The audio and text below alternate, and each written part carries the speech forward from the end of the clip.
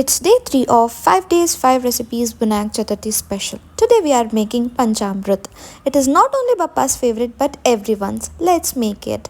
To a bowl add in cup of milk, half cup of curd, 2 to 3 tablespoons of sugar. Here I am using brown sugar but you can use white also.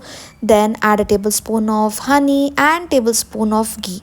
Mix everything well. Now our Panchamrutha is ready. Just to give it a texture, here I am adding 2 mashed bananas. Mix everything well. Now our Panchamrutha is ready.